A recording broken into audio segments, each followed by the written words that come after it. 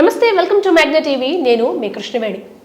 IT జాబ్సే కావాలి అందరికీ, తప్పలేదు. ఎందుకంటే బాగా జీతాలు ఉంటాయి, లగ్జరీ లైఫ్ ఉంటుంది, మా పిల్ల సుఖపడుతుంది అని. ఇక్కడ విచిత్రం ఏంటంటే అబ్బాయి ఐటీ జాబే, అమ్మాయి కూడా ఐటీ జాబే. ఇద్దరు పెళ్లి చేసుకుంటారు, అందంగా మేకోవర్లు, ఫోటోషూట్లు, లక్షలు కోట్లల్లో ఖర్చు, ఆడంబరంగా పెళ్ళి. ఆ తర్వాత అతి కొద్ది రోజుల్లోనే పెటాకులు. అయితే ఇవన్నీ ఒక ఎత్తు అయితే, పెళ్లికి ముందు వాళ్ళు చాలా లవ్ ఎఫర్ట్స్తో ఉంటారు. పెళ్లి మాత్రం అమ్మ నాన్న చెప్పిన సంబంధం కళ్ళు మూసుకొని చేసేసుకుంటారు. ఒక 90%, 10% ఎవరిని ప్రేమిస్తే వాళ్ళని పెళ్లి చేసుకునే జంటలు కూడా ఉన్నాయి. మరి ఈ మొత్తం అందము ఆడంబరమేనా, వ్యక్తిత్వము విలువలు ఎక్కడైనా నేర్పించడంలో వెనకబడుతున్నామా? ఎందుకంటే జీవితం అంతా కోట్లు పెట్టి చేసిన పెళ్లి కనీసం 10 ఏళ్ళన్నా పట్టుమని కలిసి ఉండకుండా ఎందుకు విడిపోతున్నారు? ఈ అంశం గురించి మాట్లాడడానికి ఈరోజు మనతో పాటు హైకోర్టు అడ్వకేట్ సుబ్బు గారు ఉన్నారు. డిస్కస్ చేద్దాం. నమస్తే సుబ్బు గారు. నమస్కారం అండి. సుబ్బు గారు, ఎన్ని విడాకుల కేసులు వస్తున్నాయి కోర్టులకి? మోస్ట్ ప్రాబబ్లీ ఇప్పుడు ఫైల్ అయ్యే కోర్టు కేసులలో దాదాపుగా ఉన్న కేసులతో బేరీజు వేస్తే సగానికి పైగా డివోర్స్ కేసులు. చాలా రేషియో పెరిగింది. అవునండి. ఎందుకంటే ఇక్కడ చూసుకున్నట్లయితే మనకి పాశ్చాత్య అంటే సంస్కృతి వచ్చిందా అనడం కంటే ఎప్పుడో వచ్చేసింది, 5-10 years బ్యాకే వచ్చేసిందని చెప్పుకోవడంలో అతిశయోక్తి లేదు. ఎందుకంటే దాదాపుగా ఇప్పుడు చూస్తున్నటువంటి కాలగమనం ప్రకారం ఏంటంటే మరి వాళ్ళిద్దరి మధ్య సఖ్యత లేకపోవడం అనేది కాదు, కానీ సెక్షువల్ డిజైర్స్ ఇప్పుడు ఉన్నటువంటి సోషల్ మీడియా ఇన్ఫ్లుయెన్స్ కానివ్వండి, లేదంటే రకరకాల మాధ్యమాల ద్వారా కానివ్వండి, మీరు చూడండి IT employees, not only IT employees, సాఫ్ట్వేర్కి సంబంధించిన కానీ ఐటీ ఎంప్లాయీస్ కానీ, ఇప్పుడు సాధారణ ప్రభుత్వ ఉద్యోగులు కానీ, ఇప్పుడున్న జనరేషన్ ఏదైతే ఉందో ఇది ఇప్పుడున్న జనరేషన్లో చిన్నపిల్లలు, స్కూలు కాలేజీ పిల్లలు ఏ విధంగా అయితే డ్రగ్స్కి అలవాటు అవుతున్నారో అదేవిధంగా ఆ జనరేషన్ దాటుకొని మ్యారేజ్ వరకు వచ్చిన వాళ్ళు ఎలా ఉన్నారు అని అంటే వాళ్ళకు కొన్ని డిజైర్స్తో ఉంటున్నారు.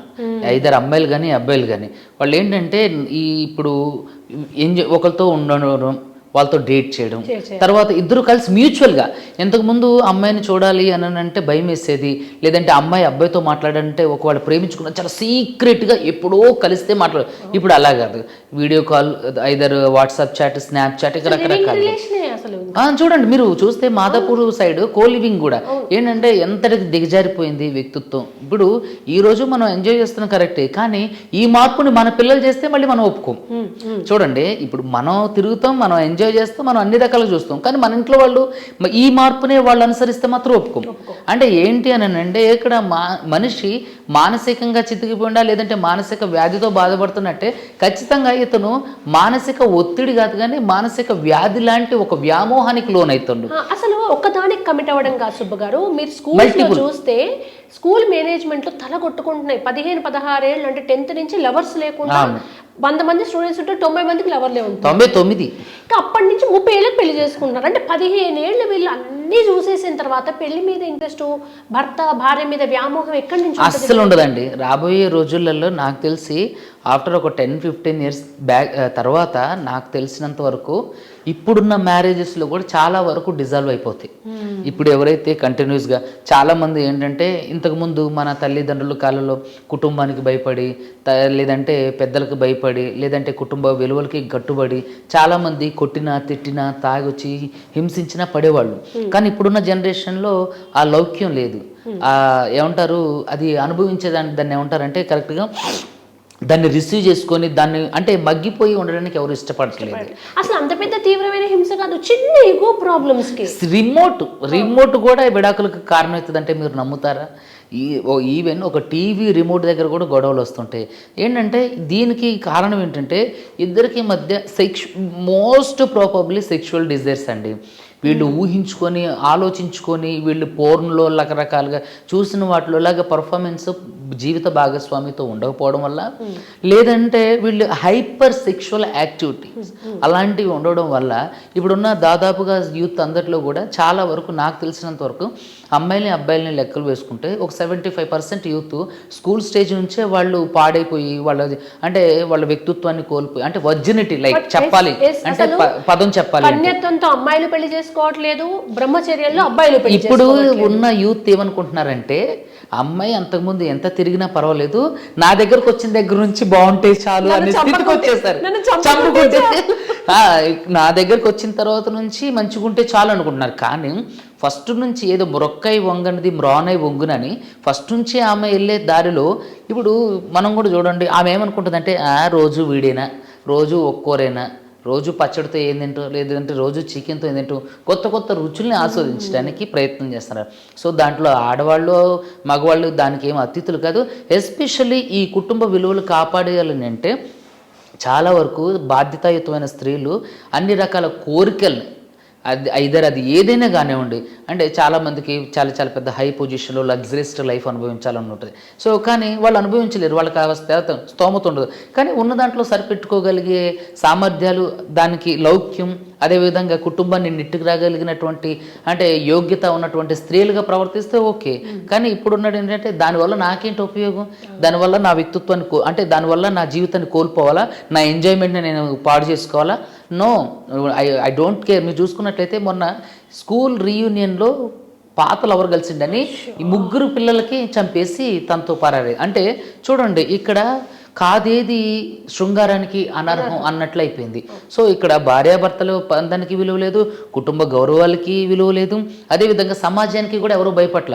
ఎస్పెషల్లీ నాకు తెలిసినంత వరకు ఇప్పుడున్నటువంటి భారతీయ స్త్రీలలో, అంటే గర్ల్స్ కానివ్వండి, ఉమెన్స్ కానివ్వండి, నాకు తెలిసి 75% వాళ్ళు కన్యత్వాన్ని కోల్పోయిన వాళ్ళే ఉంటారనేది నా అంచనా. అదేవిధంగా భర్త సరిగ్గా పర్ఫార్మెన్స్ చేయలేకపోతుండు అని డైరెక్ట్గా చెప్పేవాళ్ళు 50%. అసలు ఎలా తయారైందంటే ఈ మధ్య ఒక వర్స్ట్ ఒక లైన్ వచ్చింది, ఉన్నది ఒకటే లైఫ్, ఎంజాయ్ చేయండి. అంత ఇదొక ఎంజాయ్ అంటే ఏంటి? అబ్బాయిలు అట్లాగే తయారయ్యారు, మళ్ళీ డబ్బుల కోసం ఇంట్లో వాళ్ళ కోసం అడ్జస్ట్ అయ్యి పెళ్లి చేసుకోవడం. యాక్టర్స్ని మించిపోయి అన్యోన్యత. ప్రీ వెడ్డింగ్ షూట్ చూడండి, అసలు వీళ్ళిద్దరు ఒకరి కోసం ఒకరే పుట్టారేమో అన్నంత ఓవర్ యాక్షన్ ఉంటుంది. నెల రోజులు ఆఫ్టర్ 1 month 2 months తర్వాత ఆ కామం, ఆ కోరిక, ఆ మోజు తీరిపోవడం అంటే వీళ్ళు దేనికోసం చేస్తారు? డబ్బులు, ఒక కంఫర్ట్ లైఫ్, ఇద్దరు జీతాలు లెక్క వేసుకుంటారు, అవన్నీ ఉంటాయి. నెల తర్వాత అబ్బాయికి అమ్మాయి నచ్చట్లేదు, అమ్మాయికి అబ్బాయి నచ్చట్లేదు. చూడండి, జీవితం మ్యారేజ్ అంటే ఏంటి చూడండి. ఒక ఇద్దరు భార్య అంటే ఇద్దరు విభిన్న మనస్తత్వాలు, విభిన్న ధ్రువాలు, విభిన్న ఆచార అలవాట్లు, వ్యవహారాలు, ఇవన్నీ విభిన్నంగా ఉన్న వాళ్ళని ఏకం చేయడం పెళ్లి యొక్క ముఖ్య లక్షణం. దాని ద్వారా వాళ్ళు అంటే బాధ్యతాయుతమైనటువంటి కుటుంబ జీవితంలోకి వచ్చి దాని ద్వారా పిల్లల్ని కానీ వాళ్ళని బాధ్యతాయుతంగా పెంచి అంటే సమాజానికి ఒక ఇన్స్పిరేషన్గా ఉండాల్సింది బాధ్యత. సో ఇప్పుడున్న దాంట్లో ఏంటంటే నువ్వు సంపాదించింది ఏది, నేను సంపాదించింది ఏది, నువ్వు your money is my money and my money is my money. ఆడవాళ్ళు అలా తయారయ్యారు. మగవాళ్ళు ఎలా యూజ్ అండ్ త్రో, ఓకే ఈ అమ్మాయి దొరికితే ఈ అమ్మాయి, ఆ అమ్మాయి దొరికితే ఆ అమ్మాయి, ఏ అమ్మాయి దొరికితే ఆ అమ్మాయి అన్నట్టుకుని. నాకు తెలిసినంత వరకు ఆడపిల్లలు ఎస్పెషలీ ఆడవాళ్ళు బాధ్యతాయుతమైన ప్రవర్తన రావాలనేది నా ఉద్దేశం. చాలామంది ఇప్పుడు ఈ ఇంటర్వ్యూ చూసిన తర్వాత ఏమంటారంటే, ఆ అమ్మాయిలకి సపోర్ట్ చేసేవాళ్ళు కానివ్వండి, ఫెమినిస్టులు కానీ ఏమంటారంటే నిజంగా నేను బుద్ధి ఉందా అన్నట్టుగా మాట్లాడతారు. చాలామంది ఫెమినిస్టులు కూడా అవును అతను తిరుగుతున్నప్పుడు వీళ్ళు తిరిగితే తప్పు ఏంటంటే, అంటే నువ్వు తిరిగి నేను తిరిగినప్పుడు అంటే బాగుపరిచే వాళ్ళు ఒక్కడు కూడా లేనప్పుడు ఇంకేమవుతుంది? విడిపోవడం కాకుండా అంతిమంగా ఏమవుతుంది? నువ్వు జబ్బులు పాలి నువ్వు చేస్తావు, ఆడు తిరిగి ఆడు జబ్బులు పాలి ఆడు చేస్తారు. ఎవరైనా ఒకళ్ళు కాన్స్టెంట్గా ఉండి కుటుంబాన్ని నడిపించాలి. ఆ శక్తి సామర్థ్యాలు స్త్రీకి ఇచ్చింది. మీరు చూడండి, అనాదిగా కూడా పురుషుడు అనేవాడు వేటకి అంటే ఇప్పుడంటే మనం ఆస్తులు పాస్తులు కార్లు బంగ్లాలు అనుకుంటున్నాం, కానీ ఆదిమ మానవుడి కాలంలో ఏంటంటే ఆహారం సంపాదించడమే సంపద. సో వీడు ఆహారం సంపాదించడానికి అడుగుకి వెళ్ళినప్పుడు స్త్రీ తన పిల్లల్ని, కుటుంబ పోషణని, అంటే గృహోపకరణాలని వీటన్నిటిని చక్కబెట్టడం, పిల్లల్ని చక్కబెట్టడం, అంటే వాళ్ళకి కొంచెం ఫుడ్ ఇలాంటివి ఆహార పదార్థాలు తయారు చేయడం, అంటే మిగతా అడ్మినిస్ట్రేషన్ అంతా చేయడం. సో పురుషుడి యొక్క బాధ్యత ఏంటి? ఆహారాన్ని సంపాదించి భార్యకి పిల్లలకి పెట్టడం. సో ఇప్పుడు మరి పురుషుడు అనేవాడు దారి తప్పింది అనుకోండి, మరి కుటుంబ బాధ్యతని, కుటుంబాన్ని గౌరవప్రదంగా నడిపించాల్సిన స్త్రీమూర్తి కూడా ఇక్కడ తప్పైపోయి అంటే లవర్లతోనూ రకరకాల అసాంఘిక అంటే అసాంఘిక ఏముందిలే అండి, వాళ్ళు కూడా ఏంటంటే మేము ఉన్నాం, మా లైఫ్ ఇంకా అయిపోతుంది, మా వయసు అయిపోతుంది, మేము అనుభవిస్తున్నాం అంతే, దొరికినట్లుగా ఎంజాయ్ చేద్దాం అన్నట్లుగా అంతే. ఎవరికి ఉందండి ఈ రోజుల్లో విలువ, ఎవరికి ఉందండి గౌరవం ఈ రోజుల్లో? అరే నా అంటే చాలామంది శీలం అంటే గుణం, అరే నా గుణాన్ని కోల్పోయిందని చెప్పేసి చాలామంది బాధపడుతుంటే ఈరోజు బాడీ కౌంట్, నీ బాడీ కౌంట్ ఎంత? నాది 100, ఓ అంతేనా, నాది 150 అంటే బాడీ కౌంట్ గొప్పగా చెప్పుకునే స్థాయికి దిగజారిపోయి. సో చూడండి, అయ్యో నా శీలాన్ని, నా గుణాన్ని కోల్పోయానని బాధపడే స్త్రీమూర్తి రోజు దగ్గర నుంచి 150 అయిపోయిందబ్బా. ఈరోజు ఏంటంటే లవర్ లేకపోవడం అదొక అవమానంగా ఫీల్ అవుతున్నారు. భర్తతో ఉంటుకుంటూ కూడా లవర్ లేకపోవడాన్ని ఒక అవమానంగా ఫీల్ అవుతున్నారు, దాన్ని చెప్పుకోవడానికి సిగ్గుపడుతున్నారు. అరే ఇటు పోతుంది కాలం, రేపొద్దున నీ పిల్లలు మరి వీళ్ళు ఇలా చేసి వాళ్ళ పిల్లలు ఇదే దారిలో ఇదే పందాలు వెళ్తే మాత్రం ఒప్పుకోరు, ఇది తప్పు అంటారు. అంటే నువ్వు చేసేది తప్పని నీకు తెలుసు కదా. సో కాబట్టి బంధాలు, బంధుత్వాలు, విలువలు, గోంగూర ఇవన్నీ పాత చింతకాయ పచ్చడి అయిపోయిందండి. ఈరోజు ఏంటంటే అమ్మాయిలు కానీ అబ్బాయిలు కానీ దొరికినట్లు ఎంజాయ్ చేస్తున్నారు. సో వేరే ఏంటంటే ఇప్పుడు కొత్త ఒక వింత పాత ఒక రోత అని కొత్త వింతకి వెళ్ళేసరికి ఈవిడ భార్య అంటే భర్త అసహ్యంగా కనబడుతుండ్రు, వాడు ముట్టుకుంటేనే ఒళ్ళు జలజరించేంత స్థితికి దిగజారిపోదు. ఆ మోజు తీరిపోయేంత వరకు బాగానే అన్యోన్యంగా ఉంటారు. అయ్యో బాబోయ్ వీళ్ళంతా అసలు ఇక ఆది దంపతులు, ఇంకా వీళ్ళు మించిన దంపతులు లేరన్నట్టు ఉంటారు. ఆఫ్టర్ అది కంప్లీట్ అయిపోయిన తర్వాత, ఆ వేడి చల్లారిపోయిన తర్వాత వీడిని చూస్తేనే నాకు అసహ్యం వస్తుంది, అసలు వీడు మగోడే కదని అంటారు ఆడపిల్లలు. నిన్నగాక మొన్నండి భర్త పిల్లలు ఉన్నారు, ఆ లవర్ తోటి స్లీపింగ్ పిల్స్ అన్నంలో పెట్టి కలిపేసి వాడు మూర్చిపోయాక భర్తను పిలిపించి లవర్ పిలిపించి భర్తను చంపేసింది. చూసారా, ఇక్కడ ఏంటంటే మోస్ట్ ప్రాబబ్లీ ఆడవాళ్ళు అనేవాళ్ళు చాలా భయంకరంగా తయారవుతున్నారు. ఎలా అంటే వాళ్ళు అంటే కాలేజీ స్టేజ్లో కానివ్వండి, స్కూల్ స్టేజ్లో కానివ్వండి, ముఖ్యంగా వాళ్ళ తల్లిదండ్రులు మోసం చేస్తున్నారు. చూడండి, ఎంతో ఇష్టపడి ఎంతో అల్లారు ముద్దుగా పెంచుకొని నీకు ఒక మంచి భవిష్యత్తు ఇవ్వడానికి వాళ్ళ రక్తాన్ని వాళ్ళ చెమటని రక్తంగా మార్చి కష్టపడి చదివించి ప్రతిదీ మీకు అందిస్తున్నప్పుడు మీరు ఇలా చేయడం వల్ల మీ తల్లిదండ్రులకి ఇచ్చే గౌరవం ఏది? మీ తల్లిదండ్రులకి అంటే మీ నుంచి వచ్చే స్వాంతన ఏంటి? మీరు ప్రయోజకులయ్యి ఏం చేయాల్సిన అవసరం, వాళ్ళు పెంచి పోషించాల్సిన అవసరం. ఇప్పుడున్న తల్లిదండ్రులు ఆశ వదిలిపెట్టారు, వాళ్ళు బ్రతికితే చాలు, వాళ్ళు మంచిగుంటే చాలు అని అనుకున్నారు. వీళ్ళు బ్రతికి మమ్మల్ని బ్రతికించాలని ఎవరు అనుకోవట్లా.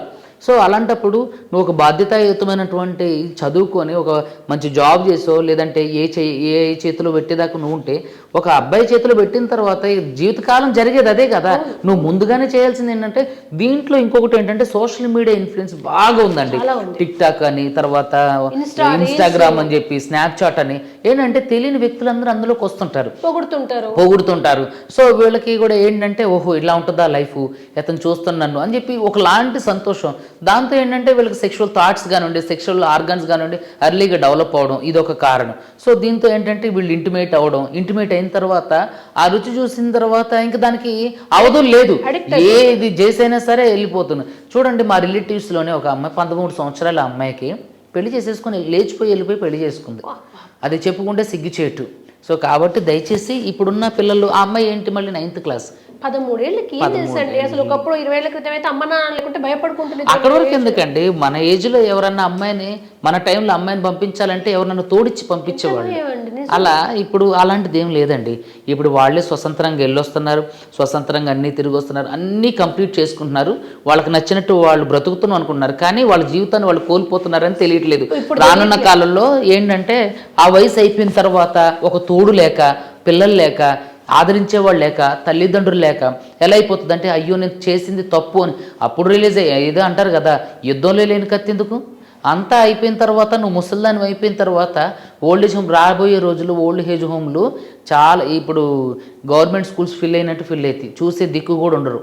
సో దయచేసి అందరూ ఏంటంటే మీ వ్యక్తిత్వాన్ని కోల్పోవద్దు, కామ కోరికలతోనూ రకరకాల అంశాలతోనూ మీ వ్యక్తిత్వాన్ని కోల్పోవద్దు, సమాజంలో అగౌరవప్రదంగా బ్రతకొద్దు.